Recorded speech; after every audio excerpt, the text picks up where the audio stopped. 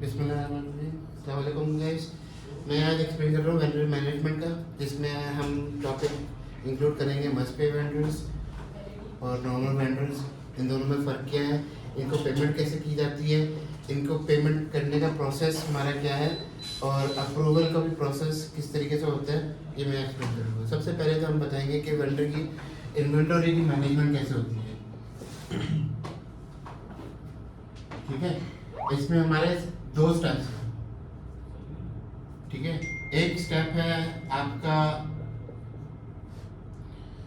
आपने जो है ना वेंडर और DIDX का जो पोर्टल है ना, इन दोनों से आपको पहले DIDs डाउनलोड करनी है, वेंडर साइड की भी और DIDX साइड की भी, दोनों डाउनलोड करके, और आपने क्या करना है, सबसे पहले उन दोनों को मैच करना है कि कौन सी DIDs वेंडर के पास शो कर रही है, कौन सी DID शो नहीं कर रही है। जो नंबर शो नहीं करे दैट मीन्स वो डेड नंबर्स हैं, वो नंबर चल नहीं रहे। तो हम क्या करेंगे, फिर हम वो नंबर जो अगर सोल्ड होंगे किसी भी कस्टमर को, तो हम उनको इन्फॉर्म करके बोलेंगे कि हम आपको रिप्लेसमेंट नंबर देंगे, और जो नंबर अनसोल्ड है उनको हम सेफली अपने पोर्टल से डिलीट कर देंगे, या उनको हम अपने DIDX का जो है ना, हमने एक यूजर अकाउंट बनाया है सुपरटेक पोर्ट आउट के नाम से। ठीक है ना, तो वो पोर्ट आउट वाले अकाउंट में मूव कर देंगे। इन केस अगर हमें उनकी जो है ना बिलिंग इनवॉइसेस अगर हमें संभाल के रखनी है डेट फॉर फ्यूचर पर्पस के लिए, ये दो प्रोसेस है। ये जो नंबर है, ये जैसे अनसोल्ड भी हमारे पास है, तो क्या वेंडर हमें चार्ज कर रहा होता है जब हम सोल्ड करते हैं, जब चार्ज करता है? जब वेंडर से जब हम इन्वेंटरी की लिस्ट निकालते हैं ना, अगर वो नंबर अगर एग्जिस्ट नहीं करता वेंडर की लिस्ट में, दैट मींस वो उसमें चार्ज नहीं कर रहा। ठीक है ना, देयरफॉर वो डेड नंबर्स हैं हमारे लिए। सही है। ठीक है ना, इन सिंपल बस डेड नंबर। ठीक है, वो फिर हम ये देखेंगे कि कस्टमर के पास सोल्ड हुआ है या वो अनसोल्ड हुआ है। सोल्ड हुआ है या कस्टमर को रिप्लेसमेंट दे देंगे। ठीक है, और अगर अनसोल्ड है तो हम पोर्टल से डिलीट कर देंगे, कि ताकि अगेन ये हमें मेहनत ना करनी पड़े। ठीक है, और हमें ये भी पता होगा कि हमारे पास जो है ना वर्किंग वाले सोल्ड नंबर्स कौन से हैं और वर्किंग वाले अनसोल्ड नंबर्स कौन से हैं, जिससे हम जो है ना हम अनसोल्ड नंबर्स की ऑफर्स बना सकते हैं, कि ताकि हमारी सेल इंक्रीज हो।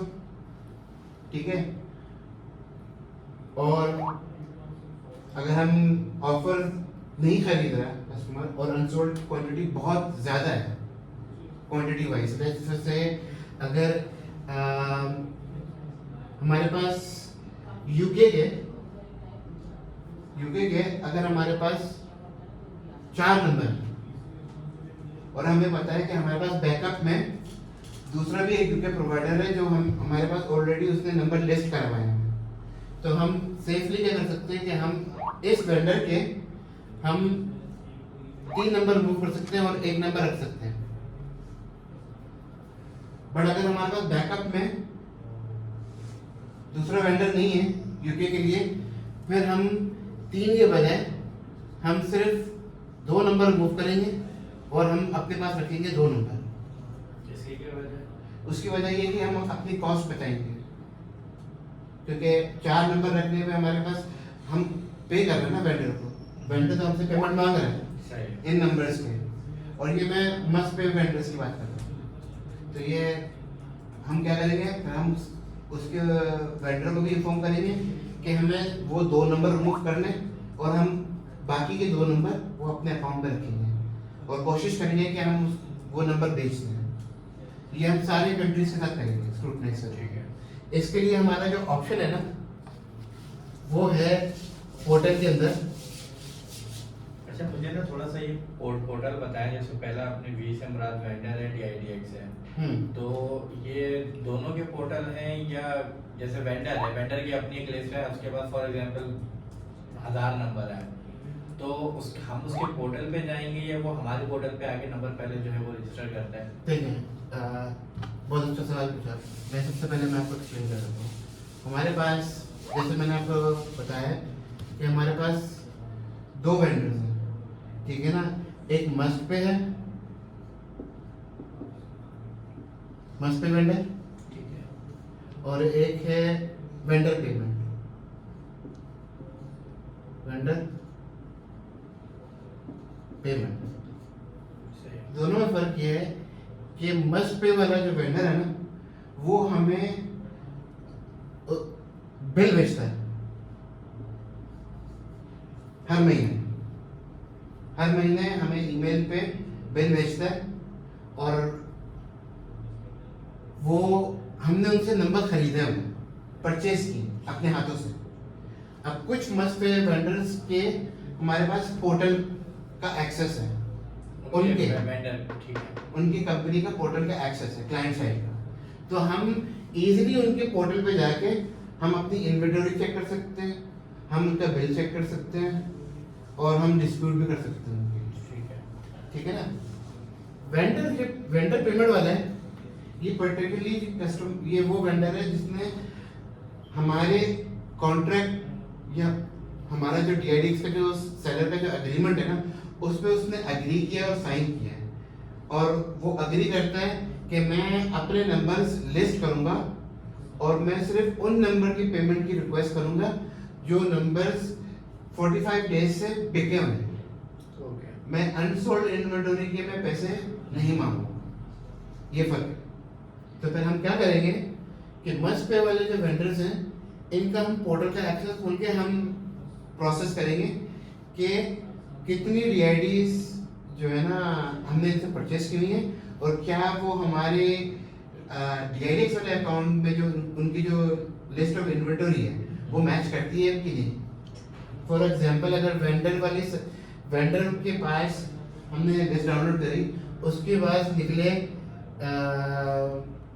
100 नंबर, पर हमारे DIDX वाले एंड पे हमारे पास दिखा रहा है 102। दैट मीन्स कि हमारे पास 2 एक्स्ट्रा नंबर आ गया। फिर हम वो हम कंफर्म करेंगे कि क्या अब ये 2 नंबर जो अगर इसमें डले हुए, दैट मीन्स ये डेड नंबर है, इसका हम पे नहीं कर रहे, ठीक है। पर ये हमारे पोर्टल में डले हुए, तो हमारी बिलिंग जो है ना खराब चल रही है। हो सकता है ये 2 नंबर सोल्ड हुए होंगे, तो वो हमारी तरफ पे इनवॉइसेस बन रही हैं, तो हमारी इनवॉइसेस और उनकी इनवॉइसेस मैच नहीं कर रही। फिर हम बोलेंगे कि यार हम वेंडर को ज़्यादा पेमेंट कर रहे हैं, ऐसा हो रहा है।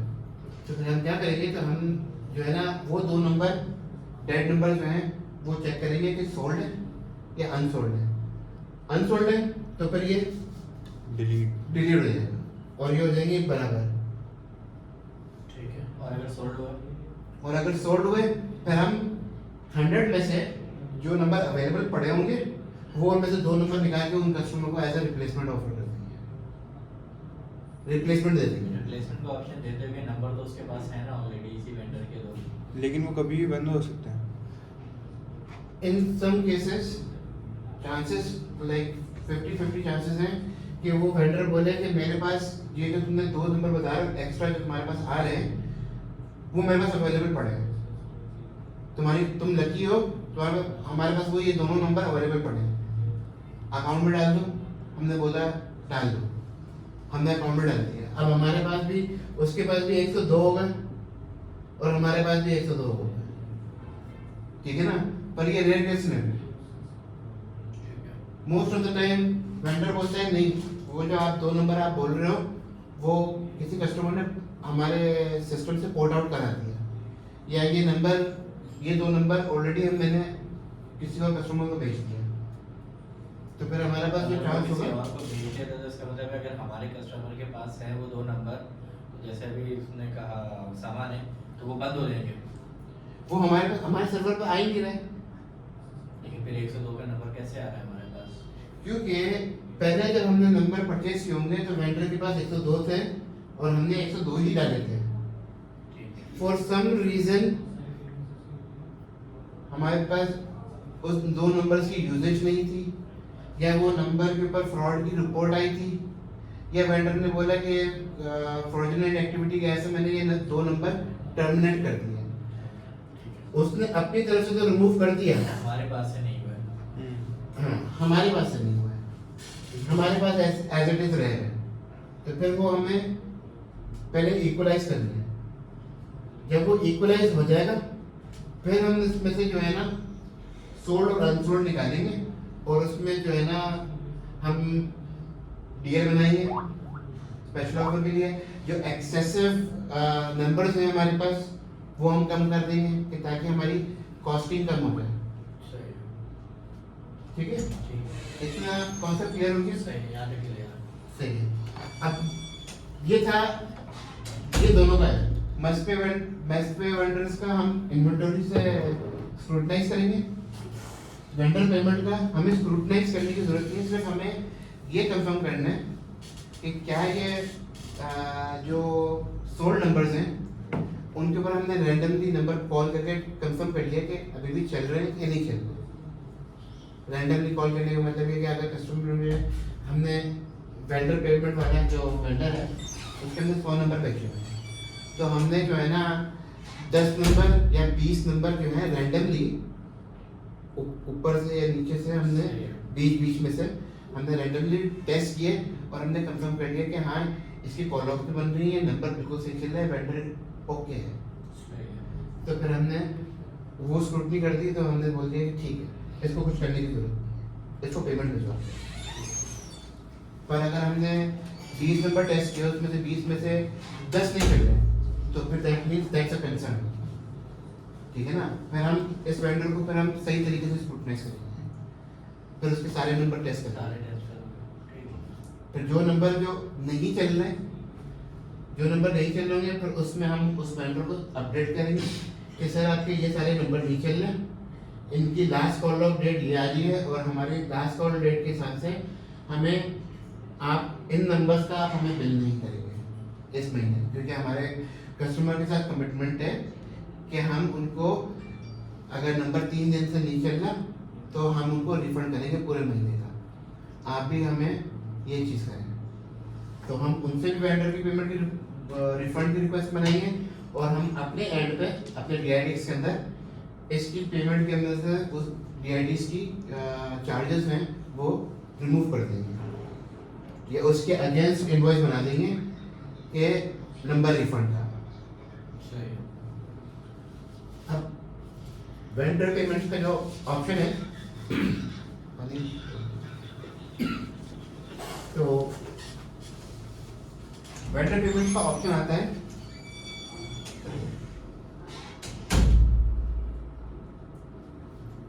ऑप्शन है वेंडर पेमेंट्स के नाम से, ये DIDX के पोर्टल के अंदर है एडमिन साइड पे। उसमें जब आप एक्सेस करेंगे ना तो आपको ऑलरेडी लिस्ट ऑफ वेंडर्स नजर आ जाएंगे जिन्होंने रिक्वेस्ट की होती है। ये वो नॉर्मल वाले वेंडर्स हैं, वेंडर पेमेंट वाले। ठीक है। और जैसे मस्पे वाले मैंने आपको बताया उनकी आइदर ईमेल पे आती है या उनकी स्काइप पे रिक्वेस्ट आती है, ठीक है ना, या फिर हमने इनके क्लाइंट इनके जो पोर्टल है उस पर हमने क्रेडिट कार्ड डाला हुआ है as a mode of payment, तो हर महीने उनकी ऑटोमेटिक पेमेंट हो जाती है कार्ड के थ्रू।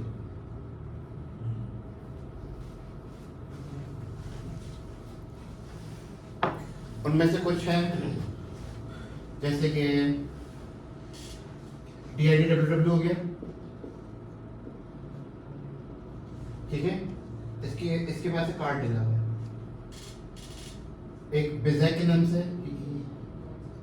ZEQ, ठीक है ना, एक बिज़ा के नाम से इसके पास भी कार्ड डला हुआ है। RS Style उसके पास भी कार्ड डला हुआ है।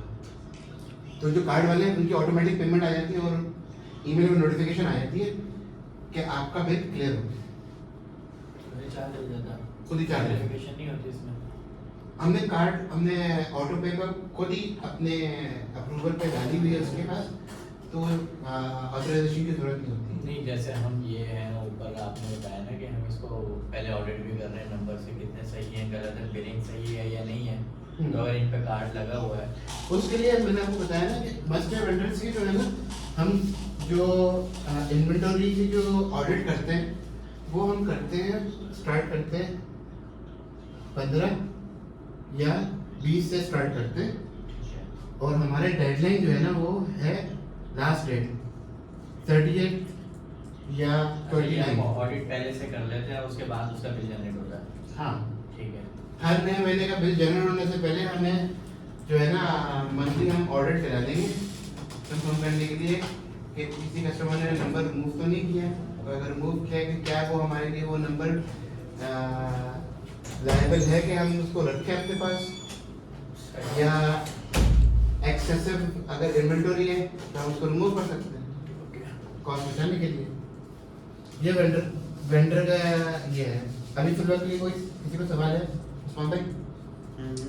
यार मुझे सिर्फ जो है ना, जब आप बिलिंग करते हो सही है, मस्ट पे वेंडर को आपने बिल कर दिया, हमारे पास कोई सिस्टम ही नहीं है कि हम उसको ट्रैक करेंगे हमने पिछले महीने जो है वो किसको पे किया है, ऐसा है हमारे पास कोई सिस्टम? आप बिलिंग सिस्टम से आके चेक करो कि लास्ट पेमेंट उसको कौन सी तारीख को गई है। आप हमारे पोर्टल से जब आप उसका क्लाइंट उसका लेजर खोलोगे, सही है। आप इसके लास्ट मंथ का आप चेक करोगे लास्ट मंथ को उसकी कौन सी मोड ऑफ पेमेंट थी और कितनी पेमेंट गई है। इनवॉइस बनानी पड़ती मैनुअली? जी, मस्ट पे दोनों वेंडर्स की इनवॉइस बनेगी हर हाल में, चाहे वो कार्ड का हो, चाहे वो जो है ना वायर का हो, चाहे वो बीटीसी का हो, या चाहे वो पेपैल का हो, उसकी पेमेंट की रिक्वेस्ट बननी है।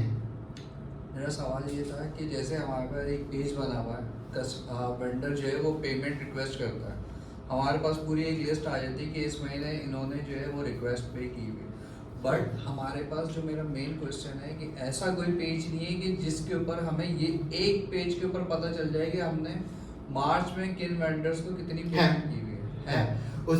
उसी वेंडर पेमेंट वाला जो सेक्शन है जिसमें वो लिस्ट आती है, उसके टॉप लेफ्ट हैंड साइड पे दो ऑप्शन आ रहे होते हैं, ठीक है ना, अप्रूव्ड वेंडर पेमेंट और डिसअप्रूव्ड वेंडर पेमेंट, वो दोनों ऑप्शन हाइपरलिंक्ड हैं। आप उस पर क्लिक करोगे वो ऑटोमेटिकली वो पेज खुल जाएगा और आपको वो बता देगा, आप उसमें मंथ या ईयर सेलेक्ट कर सकते हो और उसमें आपको वो लिस्ट बता देगा कि कौन कौन से वेंडर्स की उस पर्टिकुलर मंथ को पेमेंट गई है और कितनी अमाउंट में गई है, या कौन सा पेमेंट मेथड इस्तेमाल किया गया, ठीक है। अगर वो पोर्टल अगर मैं आपको दिखा दूं तो हम पोर्टल में दिखा सकता हूँ। इससे फ़ायदा ये होगा एटलीस्ट हमारे पास ट्रैक रहेगा कि यार हमने इनको पेमेंट कर दी है।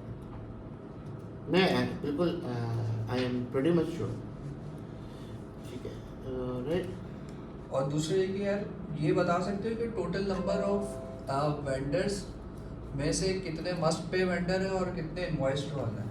ठीक है, हमारे पास महीने के 40 से 42 वेंडर्स हैं जिनको हम पेमेंट भेजते हैं, हर महीने भेजते हैं। हर महीने भेजते सही है। हैं, ठीक है ना, जिनमें से 25 से 28 वेंडर्स हैं जो मस्ट पे हैं। 28 वेंडर्स मस्ट पे? हाँ, सही है। 25 से 28 वेंडर्स हैं मस्ट पे। सही है। एक क्वेश्चन है यहीं पे फुल स्टॉप लगाना, ठीक जो है। 28 वेंडर मस्ट पे वाले हैं वो Must उनको pay हर वाले। महीने नहीं पे करते हम लोग। उनको हर महीने पे करते हैं। सही है। अभी जो है इस महीने अप्रैल का मैं देख रहा हूँ टोटल 9 वेंडर्स आए हैं। हाँ, क्योंकि उनकी पेमेंट की रिक्वेस्ट आई हुई है, बट सिंस हमारे पास फंड नहीं है, हमने पेमेंट की रिक्वेस्ट हमने पेमेंट उनको करवाई नहीं है, अमाउंट कम है ना। नहीं तो रिक्वेस्ट ही नहीं बनी ना, पेमेंट करना नहीं, रिक्वेस्ट बनाएंगे नहीं, मस्ट पे वेंडर की पेमेंट की रिक्वेस्ट नहीं बनती, इनकी हम सिर्फ वेंडर की पेमेंट की इनवॉइस बनाते हैं उनके अकाउंट के लिए कि हमने इनको पेमेंट भेजी। जैसे जो उस्मान भाई दिखा रहे हैं 8 9 ये आ रहे हैं, ये हाँ, तो मुझे ये कैसे पता चलेगा कि मस्ट पे में इस वक्त 25 से 28 है, वो कैसे देखूंगा? वो मैंने ट्रेनिंग मैनुअल के अंदर मैंने मेंशन कर दिए सारे नाम। एक तो नंबर 1, ठीक है ना। दूसरा एक हमारा रिपोर्ट वाले सेक्शन में एक ऑप्शन है जिसका नाम है मस्ट पे वेंडर्स रिपोर्ट। उसके अंदर मस्ट पे वेंडर्स की लिस्ट आती है, वो हम अपडेट करेंगे और वो हम मंथली अपडेट करेंगे।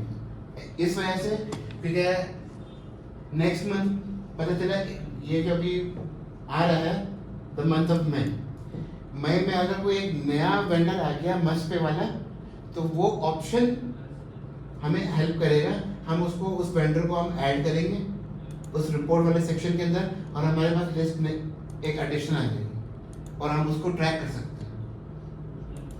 उस वाले मस्ट पे वेंडर्स की जो रिपोर्ट जो ऑप्शन है उसमें वो सारी इंफॉर्मेशन आती है कि उसके पास अनसोल्ड इन्वेंटरी कितनी है, सोल्ड इन्वेंटरी कितनी है, और लास्ट पेमेंट कितनी भेजी थी, इसका मंथली पेमेंट का रिकरिंग क्या है, वो सारी इंफॉर्मेशन बताता है। टोटल डीआईडीज भी बताता है। ठीक है ना। आपके पास एडमिन पोर्टल खोला हो? नहीं खुला हुआ? तो मेरे ख्याल बाद में आएगा, ये अभी लिखा सही है। है, ठीक है। तो ये जो वेंडर पेमेंट रिक्वेस्ट वाला जो ऑप्शन है ना उस्मान भाई, जो आपका लास्ट क्वेश्चन है, इसमें मैंने आपको बताया था जब आप इसके ऊपर क्लिक करेंगे तो ये टॉप पे लिखा आ रहा है click here for the completed payment request. इधर देखो स्क्रीन इधर करो, मस्ट पे बस मस्ट पे पेमेंट आ गया, सही है। ये टॉप पे ऑप्शन आ रहा है। Click here for the complete payment request. तो इस पेज के ऊपर कंप्लीट नहीं आ रही है। इस पेज के ऊपर करंट मंथ में जिन जिन वेंडर की पेमेंट हमने प्रोसेस करी है, इनवॉइस बनाई है, उनको पेमेंट भेजी है हमने, वो लिस्ट आएगी। इसके अंदर तो अलेक्जेंडर 8वें नंबर की जो है वो 21 सितंबर 2023 की रिक्वेस्ट बनी हुई है। जी, मैं आपको इसमें दिखा रहा हूँ। हाँ, ये देखो ना, ये नहीं इसके ऊपर आपने क्लिक किया आपने? ये क्लिक कर लीजिए। हाँ, ये करंट है जिन्होंने रिक्वेस्ट की हुई है, जिसको हमने पे नहीं किया हुआ अभी तक। जिनको हमने पे नहीं किया, इनकी रिक्वेस्ट बनी है, इनको हम पहले ऑडिट करेंगे, स्क्रूटनाइज करेंगे और उनकी अपडेट करेंगे। बैक करना या एक मिनट रुक जाओ, इसमें जो है ना तुम्हारा ये यूआरएल का मसला आ रहा है। मैंने सिर्फ क्लिक किया, यूआरएल का मसला अगर आ रहा है तो इसको नोट हाँ। डाउन करो, इसको सही करवाओ। कोई इशू नहीं, कोई इशू नहीं। ना साजिद, ये जो पेमेंट है ना, इनके ऊपर ये देखो, जैसे क्लिक किया ना, ये नहीं चल रहा है पेज, सही है। अब हम जैसे अभी तो अली भाई ने बता दिया कि यार इशू आ रहा है, अगर हम ये पॉइंट आउट कर देते कि यहाँ पे हमने ये एरर को फेस किया है, ताकि हमें हमारे जहन में तो नहीं होंगे लिंक्स। सही है, ठीक है। सही कह रहा है। एक नोट लिख लो कि जो ऑल क्लिक्स के वेंडर्स हैं ना, उसमें इशू है। ये अभी अली भाई ने सेट किया है। हाँ, तो ये रिकॉर्डिंग में आ रहा है ना, रिकॉर्डिंग में आ रहा है। मैं इस रिकॉर्डिंग इसके हवाले से मैं बताता हूँ। यूआरएल जो आ रहा है कंप्लीटेड पेमेंट रिक्वेस्ट वाला सेक्शन का, उसमें इशू आ रहा है कि यूआरएल के अंदर हमारा जो है ना डोमेन के बाद /admin है, ठीक है ना, ADMIN, फिर / और फिर वो उस पर्टिकुलर पेज का नाम है, सही है, ठीक है ना? सही है ना। ये जो एडमिन वाला है, ये पहले हमारा चल रहा था, ये बंद हो गया। ये बंद हो गया, सही है। इसके बदले हमारा एक यूनिक कोड है जिसमें ये OEA लिखा हुआ है, OHSAE2 OHS AE capital A और A A डबल A ठीक है, और E2 E2 ठीक है ना। अब एडमिन के बदले अब ये वाला नया डलेगा। जब आप ये डालेंगे और फिर आप एंटर दबाएंगे तो आपका सही यूआरएल खुल जाएगा, ठीक है ना। ये सिर्फ रीडायरेक्शन का इशू है, ठीक है ना। कामरान भाई ने ये रीडायरेक्शन इसकी फिक्स करनी है, तो ये पेज चल जाएगा। सिर्फ ये एडमिन को हटा के ना रिप्लेस करके ये डालेंगे, हाँ ठीक है ना, और वो चल जाएगा। ये वेंडर का यूआरएल के लिंक का इशू है, ठीक है। वेंडर पेमेंट वाले सेक्शन। और कोई सवाल किसी चीज के पास? नोट कर लिया समय कहाँ लिखा? ठीक है, लिखा नहीं, लिख लूं। अब मैं आपको बताता हूँ कि पेमेंट की अप्रूवल की रिक्वेस्ट कैसे भेजी जाती है। सही है। ठीक है ना, अप्रूवल की रिक्वेस्ट जो है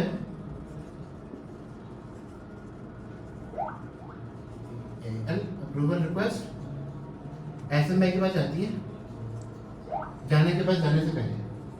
ठीक है। ठीक है ना, पहले हम एसएमआई को भेजते हैं और जो फॉर्मेट है वेंडर की पेमेंट की रिक्वेस्ट भेजने का वो है DIDX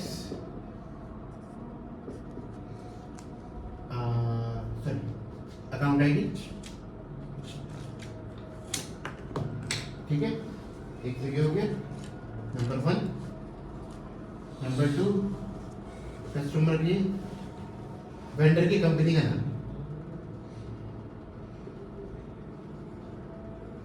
कंपनी नेम, सही है। फिर तीसरे नंबर पे आ गया आपका, सही। तीसरे नंबर पे आ गया अमाउंट। ये सिस्टम जनरेटेड बन के जाते हैं, मैनुअली बनाते हैं? ये मैन्युअली बना। अच्छा, ये DIDX अकाउंट से मुराद क्या है? वो कस्टमर का कोई अपना अकाउंट नंबर है तो जी, हमारे उसके ऊपर DIDX अकाउंट करने का मतलब ये है कि जो हम हमारे सिस्टम में जो वेंडर की जो यूनिक आईडी है जिसपे वो उसका अकाउंट आइडेंटिफाई होता है ठीक है वो है। फॉर एग्जांपल जैसे हम बोले VPL का DIDX पे अकाउंट की आईडी है 700290।